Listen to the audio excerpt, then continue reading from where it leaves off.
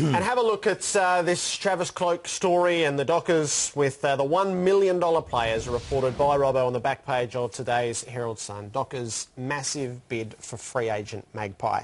So I guess before we play all the reactions from the day and all the quotes that have come forth, I just ask you this. How do you categorise this as news? Is this factual or is this speculative? Oh, this is certainly factual, Jared. This is... No, I know I wrote it, but we do have speculation sometimes about, we try and put two and two together. This is absolutely, certainly factual. There's comments from the Fremantle's Football Club. They were attributed to Chris Bond in a statement sent to the Herald Sun last night. And good on Fremantle. You know, from a journalist point of view, you can ring a football club and they can just blatantly lie to you. They can say, oh, well, you can write whatever you like, we're not commenting. And the professionalism of this club said, OK, we will give you a statement. We will not say much in that statement, but we'll give you a statement. So I was wrapped for them. No, they went after Ross Lyon last year and they got him. Now they're placing themselves to try and win a premiership. They're going after the best players. Travis Cloke is the top of the hit list. I'll say that. They have made contact with David Cloke, who is Travis's manager. A lot of people said, oh, it's a rubbish story. The news is Fremantle have gone after Travis Cloke. That is news every moment of the day. And again, from a journalist's point of view, and you know this, when you get the story wrong and you're lying in bed in the morning, your phone starts ringing at 6:15. And if you turn it on silent and wake up at 9, there's 18 missed calls denying everything. I have not heard one person right here is trying to justify the story. I know what the story is. No one across the country denied the story today. Okay. The fact is, Fremantle are chasing Travis Cloke. I want to pick your brain a little further about it, but a sample of the reactions from all those involved and those on the periphery today.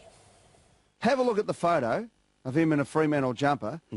You couldn't pay him $1 million to wear that. We don't comment on speculation and conduct our business through the media, and so therefore I've really got no comment to make specifically on Cloke. Or next week will be Brendan Goddard, and the week after that will be Brett Stanton, and then it'll be Tom Lonigan after that. Travis is a pretty grounded guy, and he's had GWS contracts and that too, so you'll just cop that and deal with it. I think his management team will sort that out, and whether Trav wants to go is up to him. I wouldn't begrudge him leaving if he wanted to. Well, then you would say he's worth $1 million. Oh, mate, he's worth whatever he can get. And well, it looks like he can get $1 million from the Dockers. Well, if you want to go to the Dockers, it'd be like paying you to go to SPS. It doesn't matter. For $1 million, I'm listening.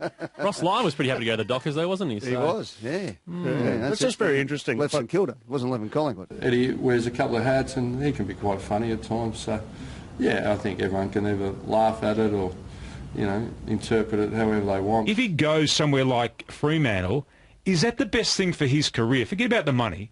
Is he going to be over there playing and travelling every second week on a plane? Is that going to be good for him? Is he going to enjoy playing a game that is being played by Ross Lyon? Now, I know it's successful, but I don't necessarily think that game is built for a top forward like a Travis Cloke. I mentioned that Carlton took 10 years to get to their position from when they were bottom in a similar type position. So I said, we don't want to take 10 years to do that. We're in a hurry, and talent identification is through draft, trade and free agency. So, and a power forward sits within that model. It's up to him to decide his future, mate.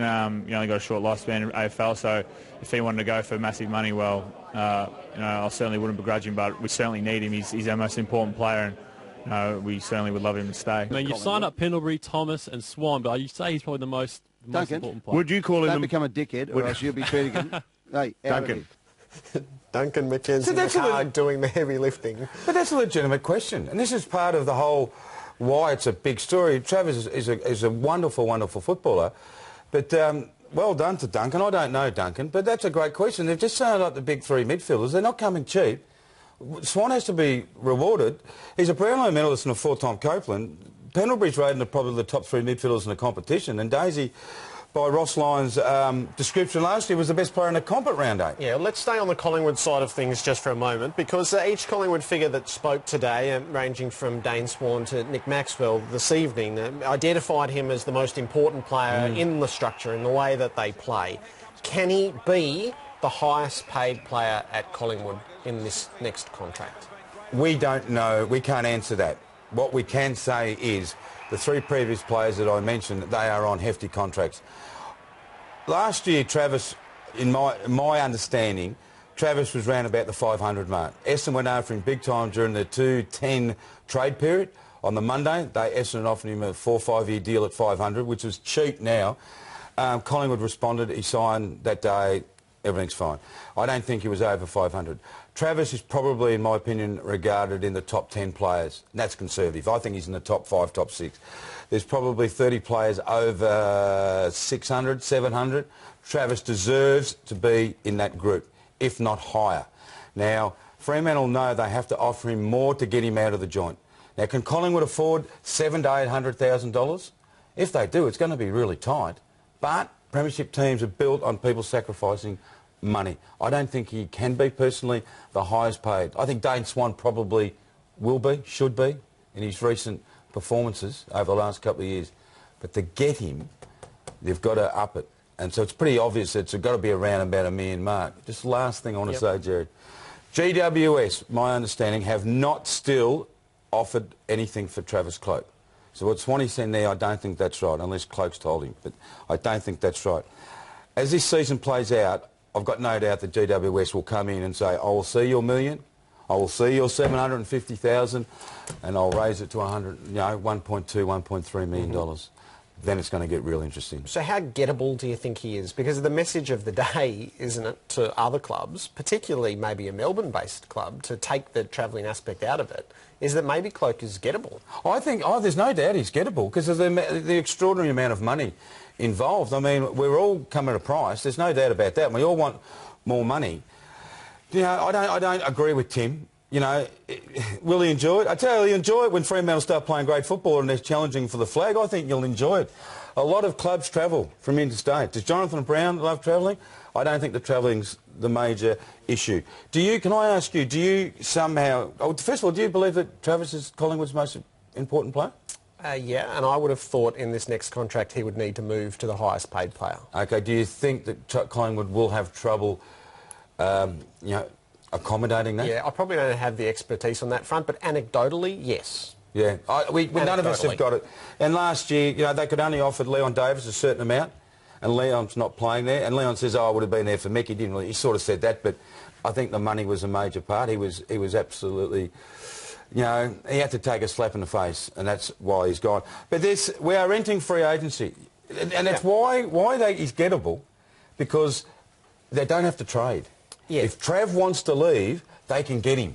Someone will take free agency first up. They will use it, and it will be a little bit of a surprise, but that's the new environment. The headline out of the Ross Lyon press conference for me is, we're in a hurry.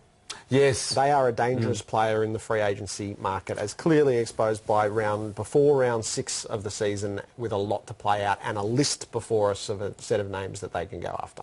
I think that's a message that began last year when they went after Ross Lyon. We are in a hurry. We are going to put our mark on this competition, and to do that we have to find good players. They've got some good players, there's no doubt. We need to go after the best players in the comp. Okay.